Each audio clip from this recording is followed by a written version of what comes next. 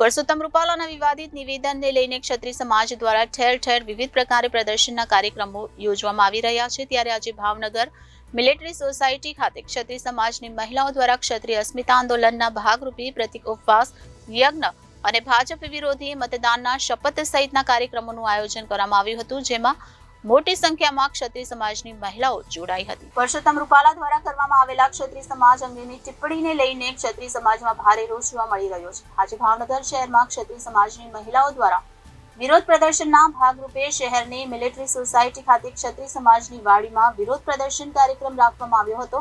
તેમજ પ્રતિક ઉપવાસ આંદોલનમાં 50 જેટલી મહિલાઓ ઉપવાસ પર બેઠી છે, જેના સમર્થનમાં 250 જેટલી ક્ષત્રિય અને અન્ય સમાજની મહિલાઓ જોડાઈ છે। પરસોત્તમ રૂપાલાને સદબુદ્ધિ મળે તે માટે ગાયત્રી યજ્ઞ યોજી આહુતિ આપી હતી। ક્ષત્રિય સમાજની મહિલાઓ દ્વારા આગામી લોકસભાની ચૂંટણીમાં ભાજપ વિરોધી મતદાન કરવા માટે પ્રતિજ્ઞા લેવામાં આવી હતી। જય માતાજી, મારું નામ કિન્નરીબા ચુડાસમા।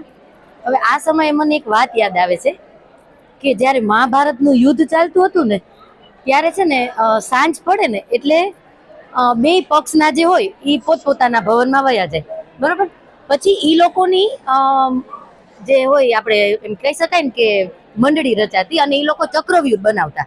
બે પક્ષના સાંજે પોતપોતાની રીતે ચક્રવ્યૂહ રચે। પછી બીજે દિવસે સવારે ઈ જે રીતનું એ લોકોનું પ્લાનિંગ હોય એ રીતે બધા પોતપોતાનું કરે, બરોબર। હવે એમાં દુર્યોધન તો બહુ હોશિયાર ને એવા હતા જ, એટલે જય માતાજી, જય રાજપૂતાના। અમે આજે અસ્મિતા આંદોલનના આજે અમે ઉપવાસ ઉપર અને યજ્ઞ કરી અને અમે તમામ બહેનોએ ઉપવાસ કર્યો છે। અમારા જે નારી શક્તિ ઉપર જે જય સંશક્તિ, આજે અમે બધા બહેનોએ ભાજપ વિરુદ્ધ મતદાન કરવા માટે મળ્યા છીએ, કારણ કે અમારી સમાજની સામે જેમને ખરાબ શબ્દ ઉચ્ચાર્યા છે, જે પોતાની અસ્મિતા ન જાળવી, એના માટે અમે ભેગા થયા છીએ। અને અમારો સમાજ પહેલા અને પછી પક્ષ, તો અમે કોઈ પક્ષ સાથે અમારી લડાઈ નથી, પણ અમને અમારો ન્યાય મળવો જોઈએ। મોદી સાહેબ સુધી આ વાત પહોંચવી જોઈએ અને કેવું જોઈએ કે અમે જે માંગીએ છીએ, અમારી માંગણી એક નાની એવી છે। કોઈ અમે 1800 પાદર દીધા છે તો અમે કોઈ વસ્તુ લેવા માટે નથી માંગતા, ફક્ત ને ફક્ત અમારી માથે જે શબ્દનો પ્રયોગ કર્યો છે એ પાછા લઈ લે। અને અમારો એક જ નારો છે કે ચૂંટણીમાં અમે બતાવશું કે આ ભાજપ વિરોધી જ અમે મતદાન કરશું। અને ખૂબ સરસ રીતે બધા અમારા સમાજના બહેનો એ ભેગા થયા છે અને ખૂબ ખૂબ સારી રીતે અમે ઉપવાસ ઉપર ઉતર્યા છે, તો અમારી માંગ મોદી સાહેબ સુધી પહોંચે। જય સંશક્તિ। હું ભૂમિબા વિજયસિંહ ચુડાસમા ગોહિલવાડ રાજપૂત મહિલા સમાજમાં પ્રમુખ તરીકેની સેવા આપું છું। અને ગોહિલવાડની સંસ્થા એટલી મોટી છે કે આખા ગુજરાત લેવલે સરસ મજાની મોટી સંસ્થા જેને કહી તો ગોહિલવાડ રાજપૂત મહિલા સમાજ છે, ગોહિલવાડ રાજપૂત સમાજ છે। અને વાસુદેવસિંહજી ગોહિલના નેતૃત્વ નીચે ચાલતી તમામ સંસ્થાઓ ભાવનગરમાં કાર્યરત કામ કરે છે। અને આજે જે કાંઈ આ ઉપવાસ ઉપર આંદોલન મહિલાઓ ઉતર્યા છે એ અમારા સંકલન સમિતિના નિયમ અનુસાર અમે આજે ઉપવાસ આંદોલન ઉપર ઉતર્યા છીએ। આજે તમે જોઈ જ રહ્યા છો કે 50 તો ઉપવાસ ઉપર છે અને બીજા બધા અમને ટેકો જાહેર કરવા માટે આજે 200 થી 300 લેડીસો આવી ગયા છે। અમારી સંકલન સમિતિ અને કોર કમિટી જે કાંઈ નક્કી કરે એ અત્યારે તો અમારું ધર્મરથ અને બહેનોનું આંદોલન।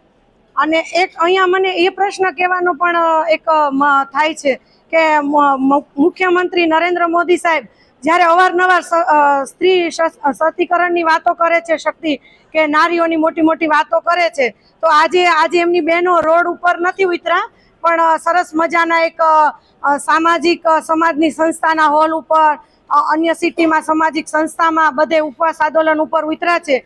તો મોદી સાહેબ એમ કહેતા હતા કે વ્યક્તિ કરતા પાર્ટી મોટી અને પાર્ટી કરતા દેશ મોટો, તો આ એમના સૂચનો અને શબ્દો ક્યાં ગયા છે?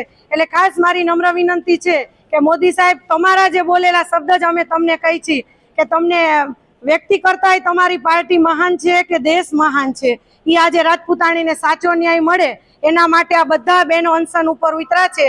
અને માં ખોડિયાર, માં શક્તિ, માં ગાયત્રી તો ક્ષત્રિયોની સાથે જ છે, એટલે આનું અમને રિઝલ્ટ મળશે જ તે। અને આગામી 7 તારીખ સુધી અમારા રાજપૂત સમાજના અવનવા કાર્યક્રમો આની માટે રહેશે। ધર્મરથ, ઉપવાસ આંદોલન, મતદાનની જાગૃતિ ઘરે ઘરે જઈને બધાને આપવી।